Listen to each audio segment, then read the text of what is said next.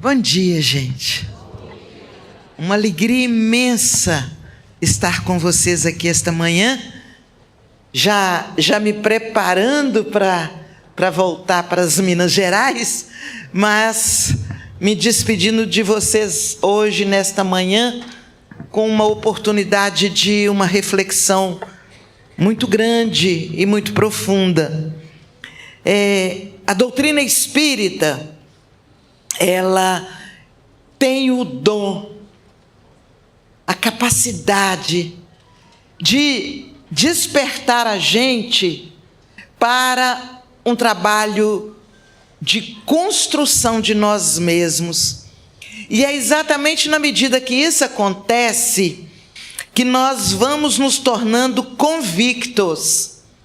Nós não somos simples crentes seguidores de uma religião, com todo respeito, mas nós vamos além de acreditar, no sentido natural de seguir, nós passamos a ter convicção.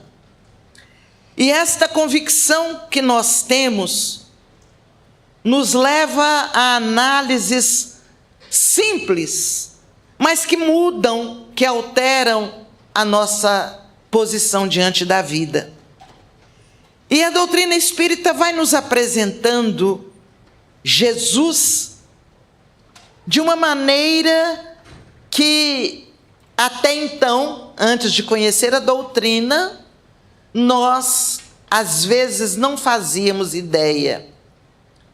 Eu costumo dizer que a doutrina espírita tirou Jesus da cruz, naquele sentido em que eu mesma era uma que adorava Jesus, eu me curvava diante da imagem de Jesus crucificado e ficava lamentando, coitadinho, o que fizeram com ele?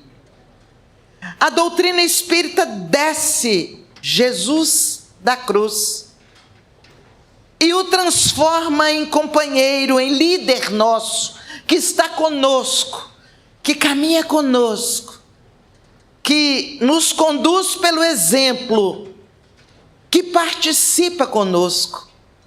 Ou seja, a doutrina espírita nos estimulando na fé raciocinada, ela faz com que nós possamos entender Jesus como o líder que nós amamos, que nós respeitamos, mas não tememos. A gente não teme Jesus, Ele está perto de nós. Ele nos aconchega. Nós nos sentimos partícipes de todas as atividades que nos é oferecida, ou que nos são oferecidas, e que nós temos a chance de atuar. Nós nos encorajamos com Jesus. Ora, um espírito da luminosidade dele não viria à terra para um simples momento, pequenino, 30 e poucos anos, e seguisse o seu rumo. Claro, o espírito nobre que é, o sol que ele é, ele veio e deixou marcas profundas. E a técnica que ele usa para ensinar, ela perpetua os ensinamentos. Ele se comunicou conosco através de parábolas, de frases que a gente registrou, sermões. Ele só fez 4. Eu falo só com todo respeito, porque eu não consigo ainda penetrar em nenhum desses 4 a ponto de dizer, agora eu sei. Ele só fez 4 sermões, ou seja, ele foi muito mais dinâmico, ele trabalhou muito mais, ele falava enquanto trabalhava, Ele agia enquanto convencia as pessoas. E tudo o que chegou até nós, pela tradição, pelo conhecimento, por tudo que foi escrito, pelo que os espíritos nobres vão trazendo para nós, tudo que ele deixou falado, porque ele nada escreveu, nós vamos perceber que serve para nós como se fosse agora, como se ele estivesse dizendo agora. É atual, é sempre atual o que ele disse. E mais do que atual, é transformador. Nós nos modificamos. Então, nós hoje temos o compromisso de adentrar um pouco na parábola das 10 virgens. É interessante que, como é uma parábola que exige um raciocínio maior para a gente entender, a gente vai nas outras parábolas que são de mais fácil interpretação, e essa a gente passa, analisa, concorda, entende, mas não, às vezes não paramos muito. A parábola das 10 virgens, primeiro a gente vai tentar entender um pouquinho o contexto. Por que 10? Por que não podia ser 8? Ou então 7? Eu gosto do número 7. Por que não 5 mesmo? Tinha que ser 10. E aí nós vamos perceber que era tradição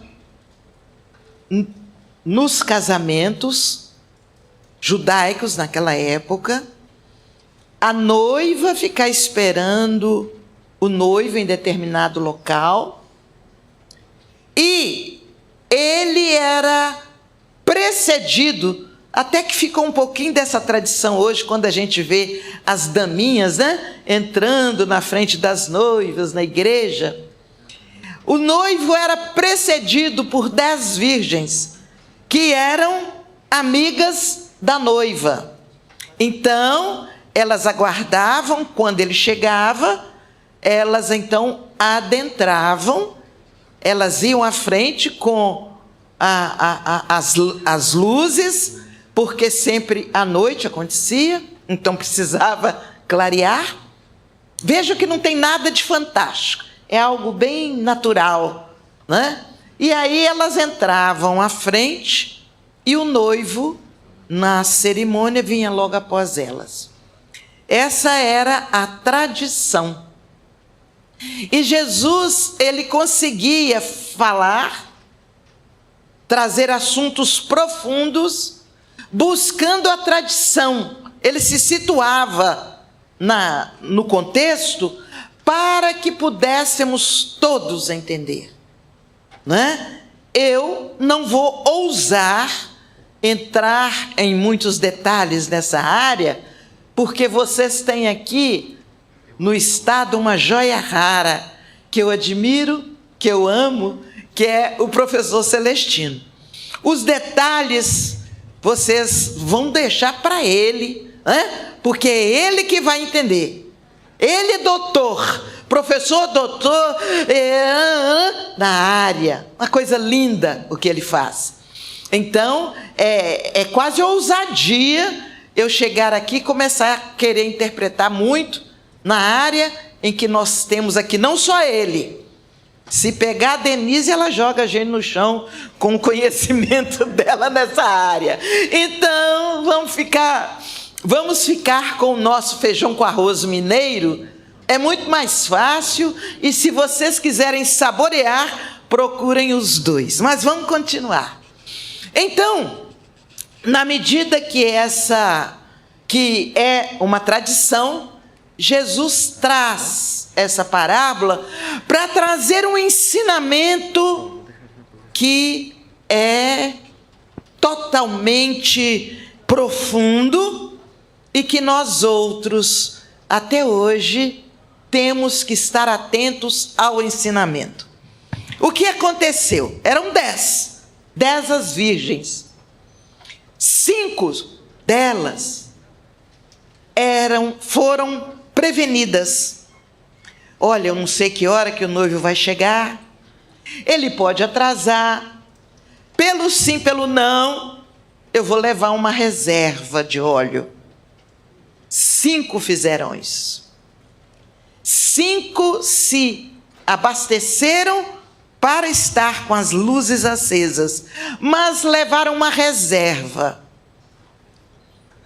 As outras 5, sem julgamento, mas é possível que estivessem tão entusiasmadas, tão encantadas com a oportunidade, é possível que tivessem cuidado tanto da aparência, das vestimentas e tudo mais, afinal de contas, elas tinham sido escolhidas para participar de um cortejo belíssimo. Elas se entusiasmaram tanto que esqueceram da reserva. E o que acontece? O que acontece é que ele não chegou a qualquer hora. Ele demorou. Hoje em dia a tradição, essa tradição está quase acabando. Acho que hoje algumas noivas correm e vão buscar o noivo até em casa para ver se ele não escapa, tal.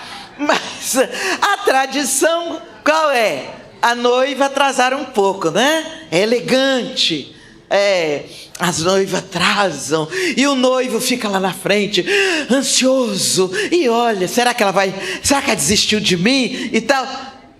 A tradição era assim. Hoje tem sido assim. A noiva atrasar. É quase chique a noiva atrasar. Mas naquela época, o noivo, tá? Era ele que fazia esse vou, não vou. E aí, aquele noivo demorou a chegar. Mas ele demorou tanto que elas adormeceram. Elas adormeceram e as lâmpadas, as luzes, vamos chamar de luzes, daquelas 5 que não levaram reserva, apagou.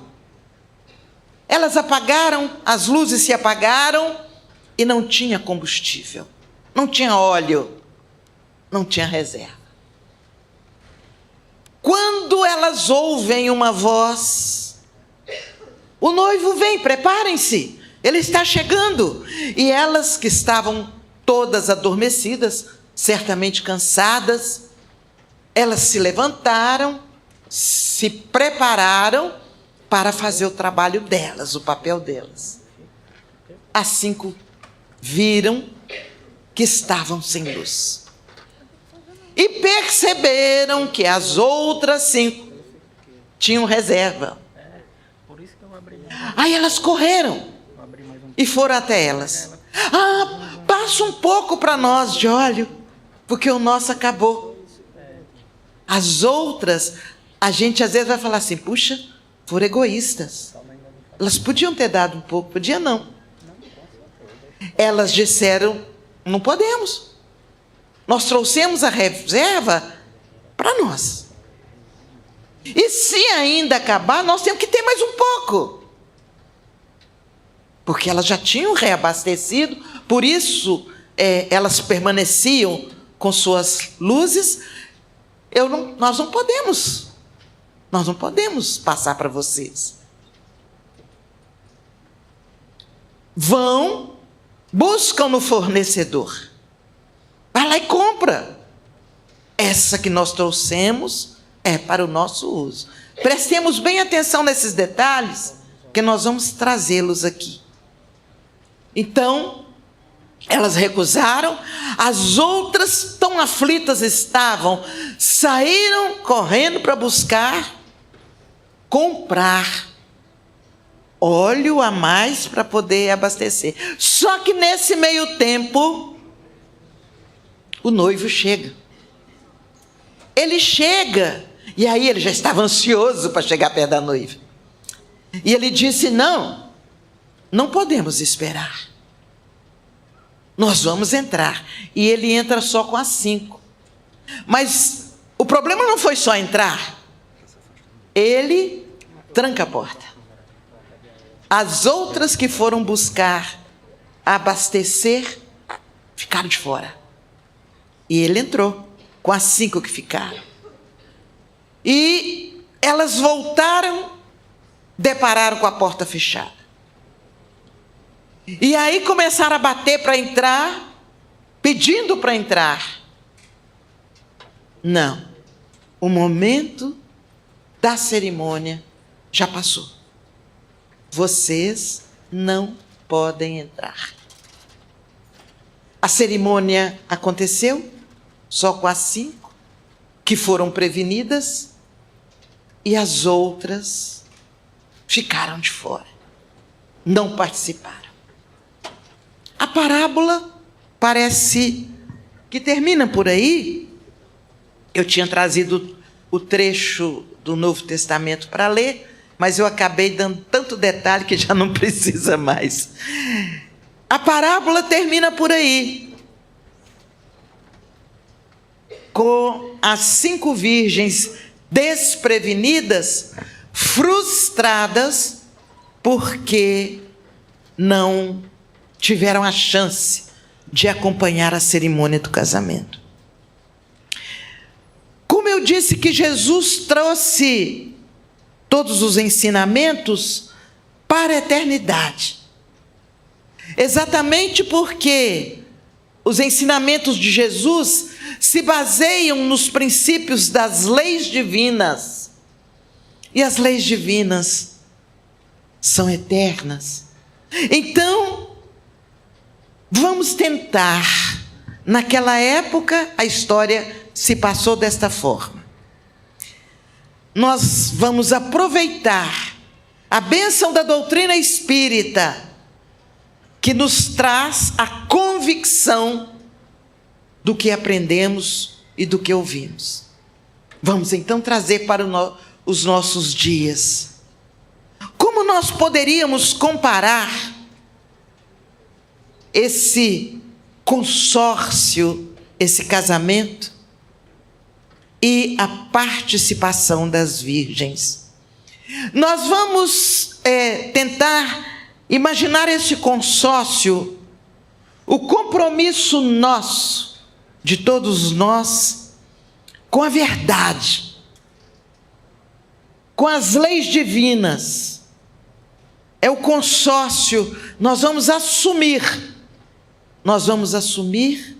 a oportunidade de abraçar esse conjunto de conhecimentos, de ensinamentos que nos são trazidos. Vamos tentar nos aconchegar a esses conhecimentos. Muito bem. Cada um de nós, mesmo os nobres amigos do sexo masculino, cada um de nós nos consideremos uma virgem, daquelas que deveriam iluminar o caminho para o noivo passar. Não vou nem ter a ousadia de falar quem é o noivo, cada um pense quem é o noivo. Mas nós estamos chamando esse consórcio de verdades, de ensinamentos, e vamos cada um de nós nos considerarmos as virgens. Nós recebemos o grande convite, o convite para participarmos da cerimônia.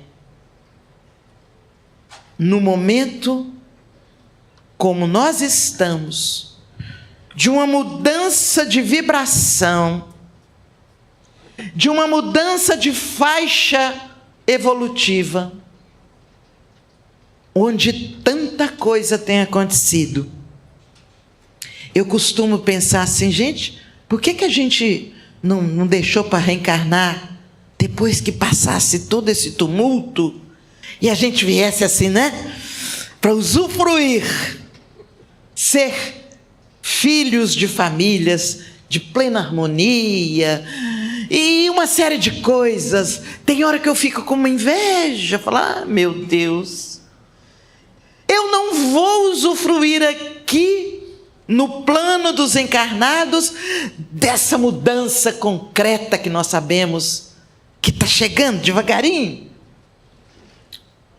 Isso é só de vez em quando a gente fica com canseira, a gente fala: é tão difícil, o nosso desafio não tem sido pequeno.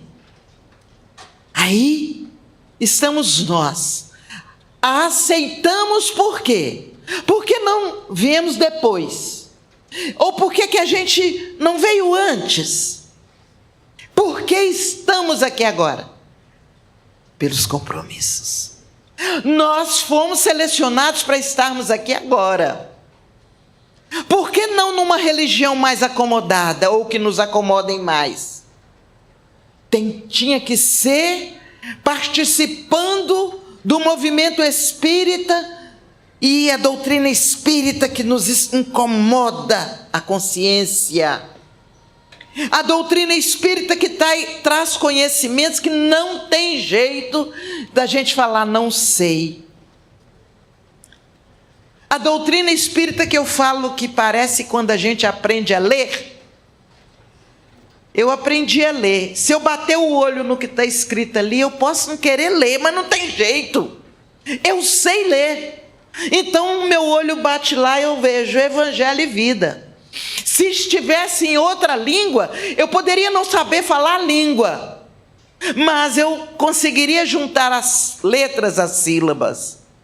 Portanto, a doutrina espírita é desse jeito. A partir do momento que você tem o primeiro encontro com ela, não tem mais jeito, você sabe. Você pode não saber detalhes, você pode não ter condições de informar e responder situações profundas, mas o principal você sabe. É preciso amar. Amar de maneira incondicional. Você sabe isso. Então, olha bem, nós poderíamos ter vindo antes, agora a gente ser espírito desencarnado e tal, acompanhando, ou poderíamos ter deixado para vir depois. Mas nós fomos as virgens escolhidas para agora, para esse tempo que é um convite e desafio. É um tempo que nós precisamos passar por experiências que são inenarráveis às vezes. Experiências que nos possibilitam agir com consciência. Nós não somos robôs que tem alguém que nos movimenta. Nós somos espíritos conscientes, portadores de conhecimento, portadores de livre-arbítrio.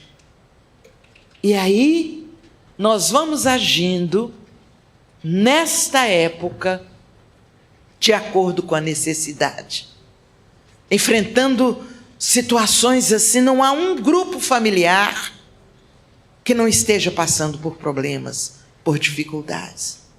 Não há uma casa espírita que não esteja vivendo desafios.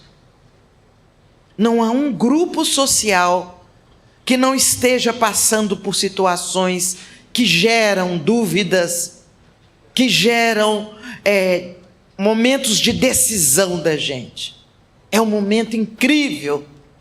Quando lá na frente nós chegarmos lá, nós vamos olhar para trás: puxa vida, nós fomos honrados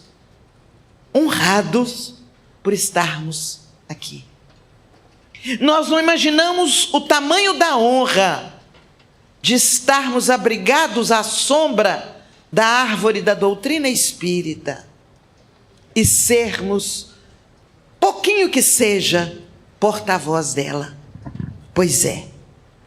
Aí a gente vem nesta época.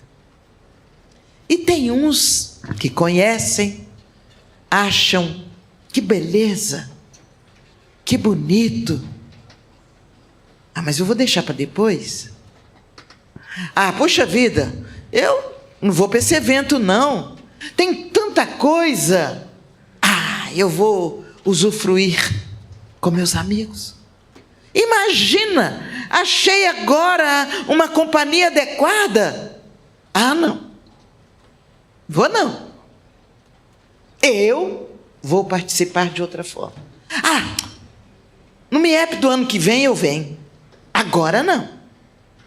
Usando o nosso livre-arbítrio, nós vamos optando por participar das oportunidades que nos surgem ou adiar, deixar para depois. Reconciliar, aquele danado, aquele safado, aquele moleque, não vou reconciliar agora não. Mais para frente eu reconcilio com ele. Agora não. Agora eu vou ficar na minha. Deixa ele sofrer um pouquinho. Aí você fala o sofrer assim, com aquela força. Deixa ele sofrer um pouquinho. Pois é. Aí, dá hora, dá um momento. E a gente não preveniu.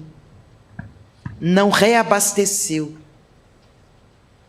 Não trouxe para dentro de si recursos energéticos que só o trabalho no bem é capaz de fornecer. Aí eu esvazio o meu recipiente, minha alma. E na hora de dar o grande testemunho, a minha luz está apagada. Eu só vou dar uma complementada com todo respeito, porque foi a doutrina que nos trouxe essa abençoada informação, que é a verdade, porque a parábola para no momento em que as virgens desabastecidas não podem entrar, a porta está fechada. Mas a doutrina nos ensina que existem renovadas oportunidades. E aquelas virgens que foram distraídas, se o Chico estivesse aqui conversando conosco, ele falava, não, elas não foram vigilantes, não. Elas foram distraídas. Distraídas, era assim que ele falava. Por quê? Deixaram passar a chance porque distraíram-se com as coisas, com o próprio sono. Então, eu tenho certeza que as distraídas, ou nós outros distraídos, continuaremos tendo renovadas oportunidades de aprender e de servir. Mas, para os outros prevenidos, o trabalho está aí. Porque à medida que nós nos reabastecemos com a luz, vocês já repararam que luz não tem jeito de esconder? Estando acesa, você pode colocar alguma coisa e cobrir a lâmpada. Em alguma frestazinha, você vai perceber, tem uma lâmpada acesa lá dentro. Porque a luz, ela vaza. Ela se mostra, ela persegue o bem, e o perseguir aí quase que é inadequado, mas é no bom sentido. A luz, ela se irradia. Então, nós outros, sem vaidade, sem pretensão, nós outros que conseguimos reabastecer um pouquinho, nós estamos muitas vezes na linha de frente das dificuldades. Nós viramos alvos das dificuldades. É uma espécie de corrida com obstáculos. E cada obstáculo é uma tentativa para jogar a gente no chão.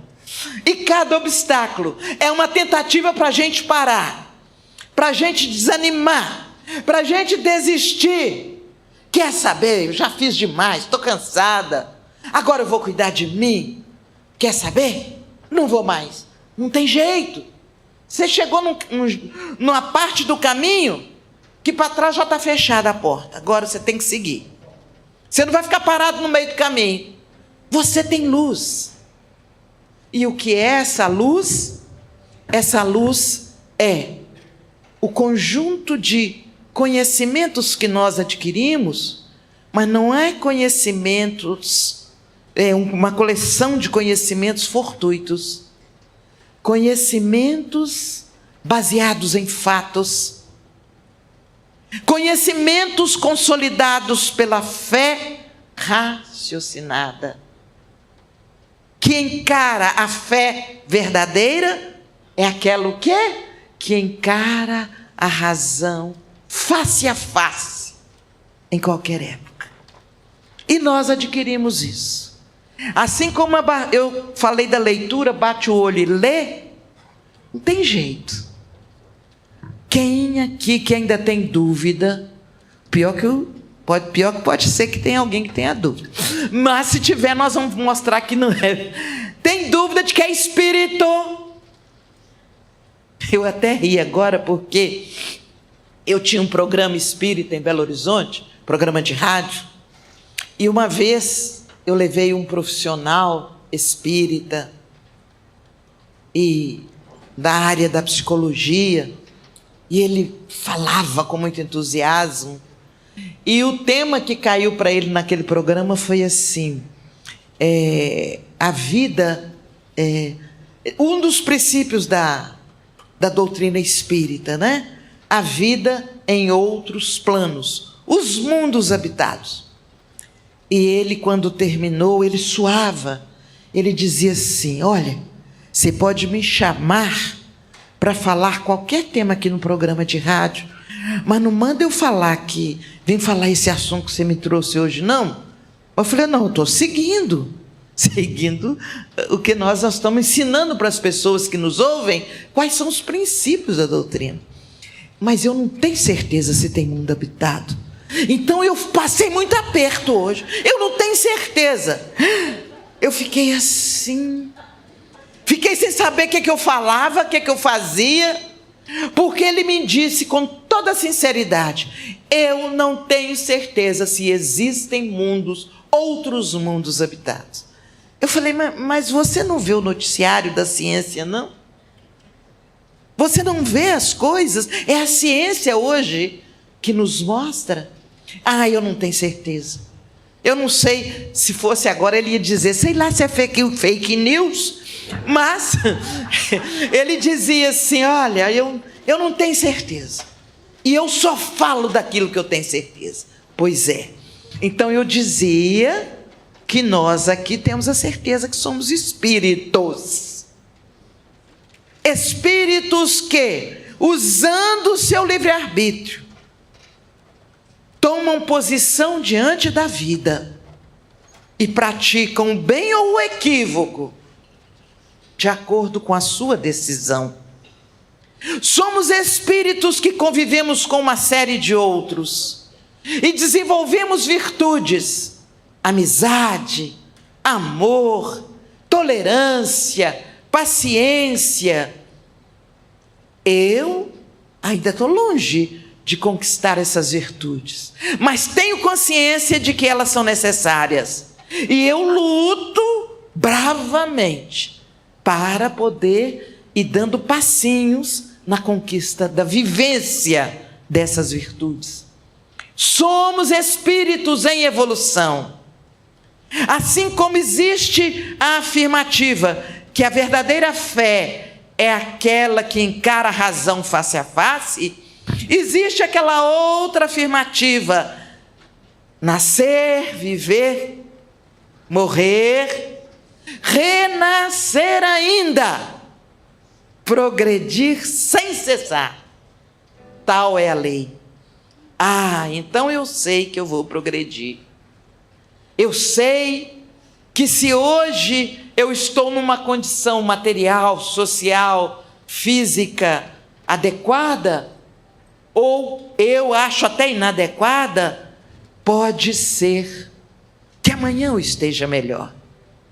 numa outra encarnação eu vou usufruir. Ou quem sabe eu até já estive e não soube aproveitar, né? A doutrina espírita é uma bênção. Ela acabou com um complexo que eu tinha. Eu tinha um complexo que eu era negra, feia, preta, pobre. Eu tinha um monte de complexo. E aí, eu era professora, me puseram para dar aula para uns meninos super inteligentes, que entravam naquela escola com teste psicotécnico. A escola só tinha, como diz hoje, cabeção. Aí, eu preparava a aula. E papapá. Quando eu estimulava o aluno, ele sabia mais do que eu, né? Aí eu ficava encantada. Eu adoro ver gente inteligente, não, é para admirar mesmo. Eu ficava encantada com aqueles meninos.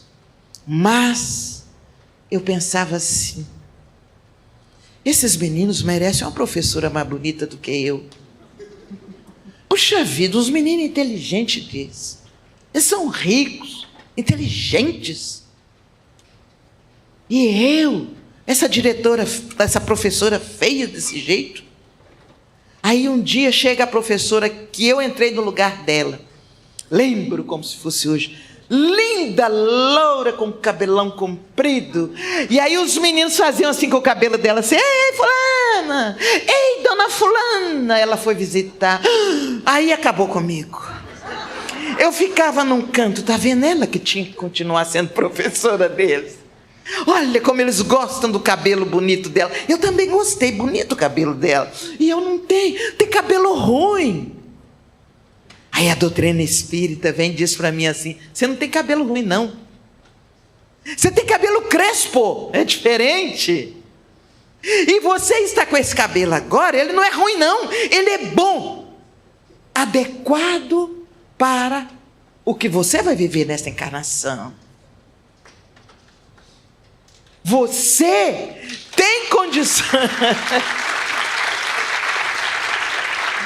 E eu fui aprendendo que eu não era tão feia do jeito que eu achava que eu era, sabe?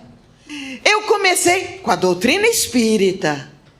Eu comecei a perceber que a oportunidade é para tudo e para todos, e que eu estava certamente com um compromisso, que não interessa se é coisa que eu fiz errada, ou se foi uma opção para eu poder, deste ponto, dar uma arrancada, um ponto de lançamento para outras coisas.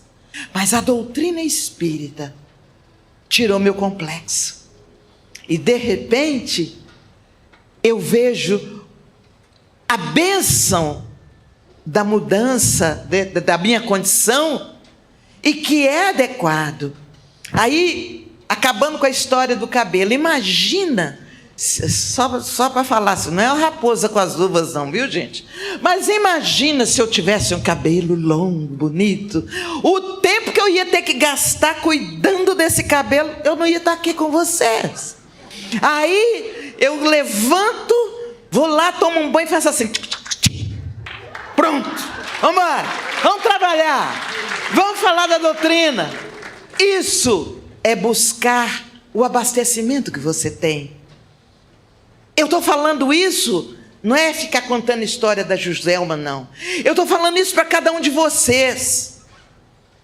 O que é mais que vocês têm aqui dentro, na alma, que podem e devem oferecer para cada um?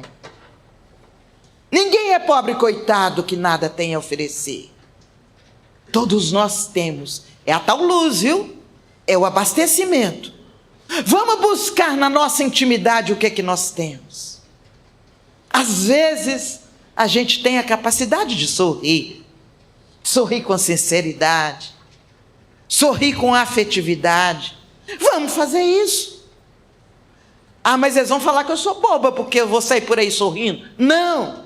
Não precisa ficar fazendo um papel de aparência que incomode. Nós não podemos incomodar as pessoas, não devemos.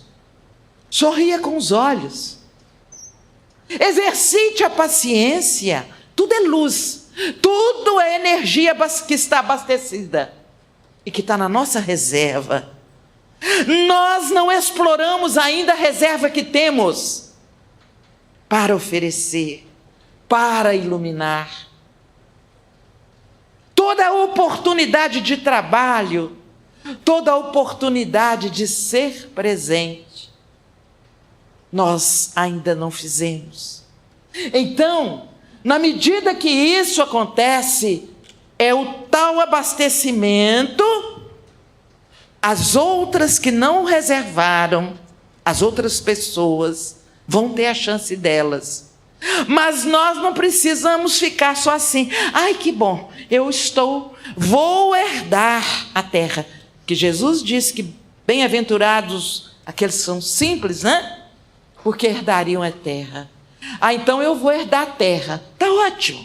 Eu vou ficar por aqui, está muito bom. Não precisa mais não. Precisa.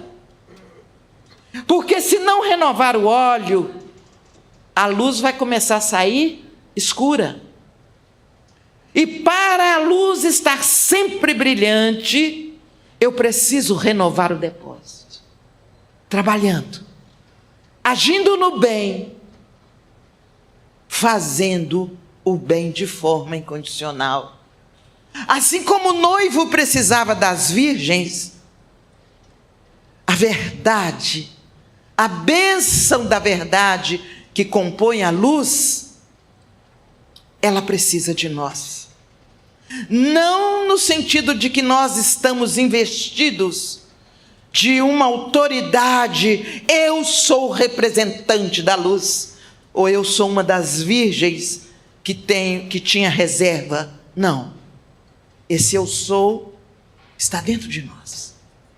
Nós não precisamos sair demonstrando que temos algo de diferente. As pessoas vão perceber que temos algo de diferente pela nossa postura, pelas nossas ações, pela nossa capacidade de ouvir, de amar, de entender. Então, é preciso que eu desconfio que nós que estamos aqui, muitos outros, não só espíritas, estamos carregando a lâmpada com reserva. Temos a luz e temos reserva. E o que estamos fazendo dessa reserva? Os espíritos nos conduzem. Você me dá um sinal a hora que eu estiver acabando, porque a Juju aqui começa a falar e vai, viu? Então, os espíritos nos conduzem para essa reserva. É impressionante como eles agem. Eles facilitam o nosso caminho. Eles nos recompensam pelo esforço. Mas nós temos que ter a cuidade de amor, de vigilância. Por isso, Jesus disse: vigiai e orai, para que vocês não sejam pegos pelas circunstâncias dos distraídos. E é nessa postura de fazer a partir do amor e manter o depósito de azeite sempre abastecido. Eu conto uma pequena história. Vocês vão falar, mulher só conta história. Não, sempre tentando trazer um fundo de reflexão. Olha, tá bom. Há anos, década de 70, o fundador da nossa casa, João Nunes, ele sempre fez um trabalho de distribuir sopa para os necessitados. A região onde está a nossa instituição, hoje já é um bairro de classe média, mas era de muita necessidade, muita, era mais que um aglomerado, muita necessidade. Então se fazia sopa ali para muitas criaturas. E tinha que se buscar a contribuição para a sopa no mercado. Tinha uma senhora naquele mercado que o marido dela era dono do açougue. E quando o João Nunes e outros companheiros, isso é 75, 76 por aí, passava no açougue para buscar alguma contribuição, eles iam lá para buscar ossos, para dar um sabor na sopa.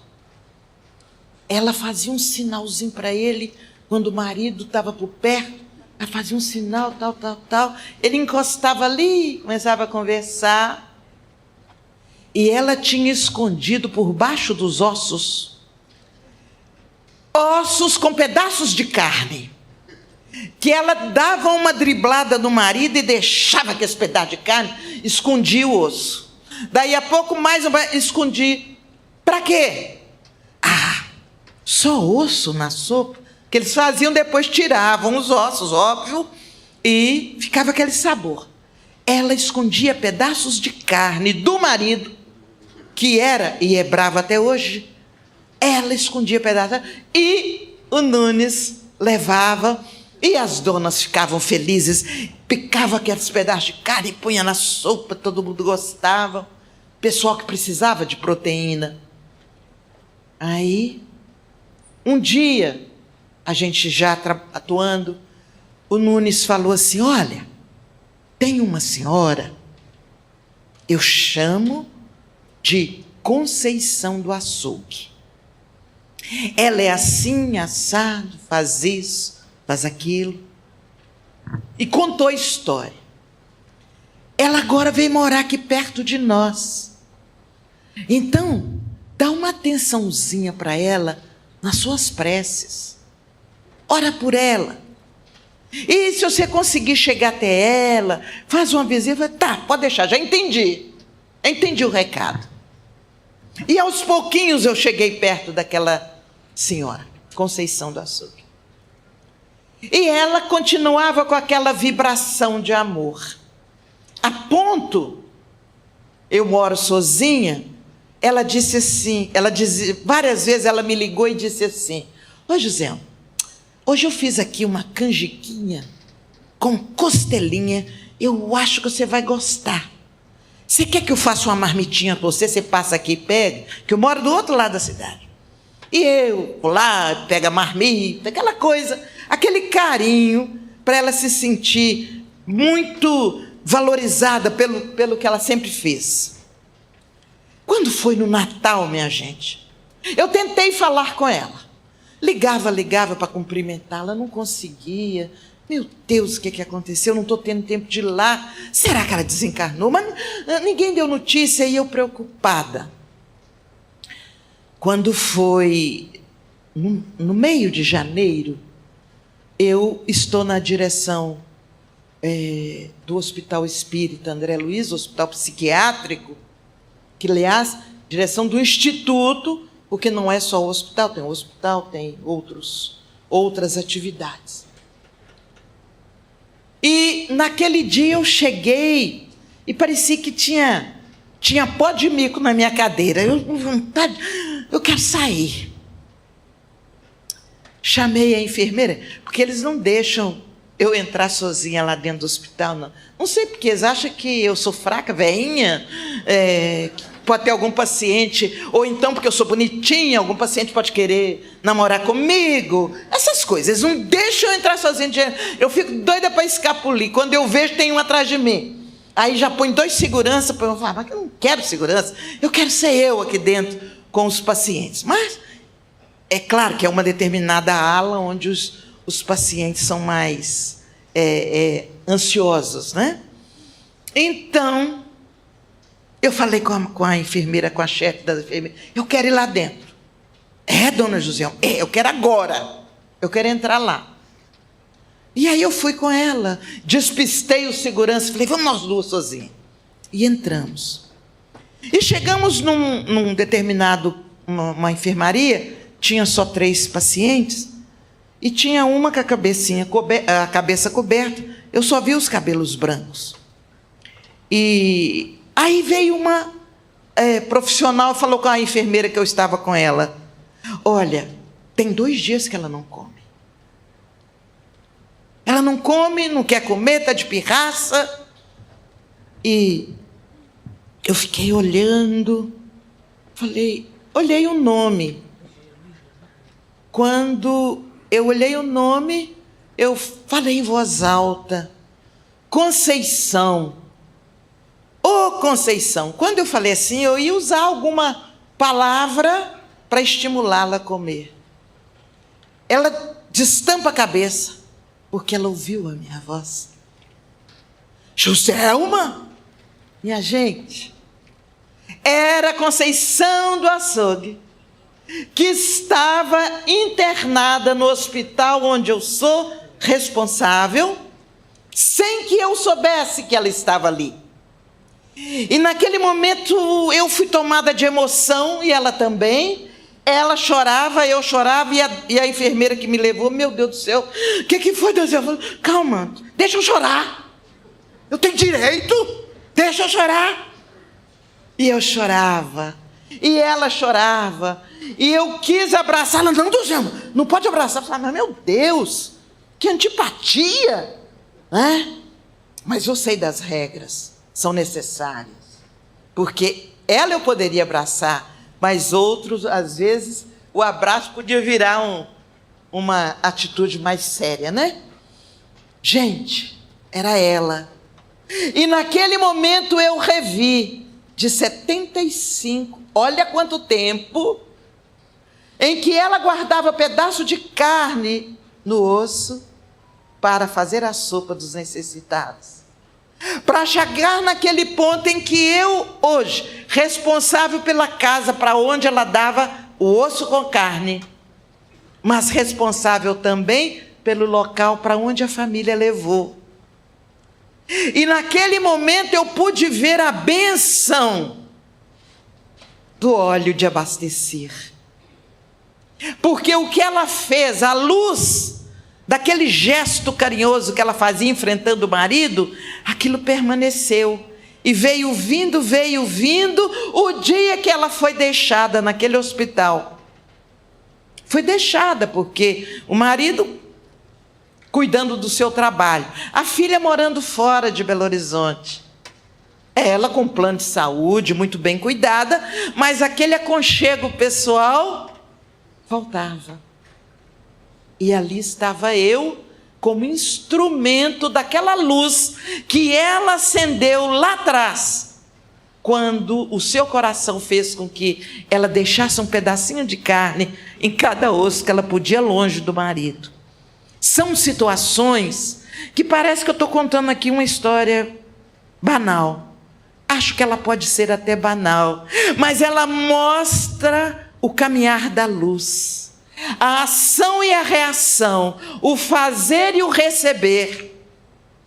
E é esse fazer e receber que mantém a chama acesa, a chama da fraternidade, a chama do amor. Está quase na hora, né? A chama da fraternidade, a chama do amor, a capacidade de multiplicar as bênçãos. Isso é a luz acesa. É manter a lâmpada acesa. Isto é garantir que o noivo possa adentrar o seu caminho, porque tem pessoas atentas com a caridade, com a fraternidade, com o amor. Tem pessoas atentas aqui e ali. São situações que, agregadas à mediunidade, e daí a minha admiração e o meu respeito por mediunidade. Não a mediunidade que o Espírito passou, louvado seja Deus. Não, esse tempo já acabou. A mediunidade que permite você identificar a presença amorosa de espíritos ou de necessitados também em torno de você, que te sinalizam, que te conduzem e renovam o abastecimento da sua luz. Este é o ponto em que nós vamos ficar por aqui. Um descansozinho de meia hora, é isso, filha? E depois nós voltamos. Aí vocês vão me encher de perguntas. Tá bom? Um abraço, gente. Obrigado.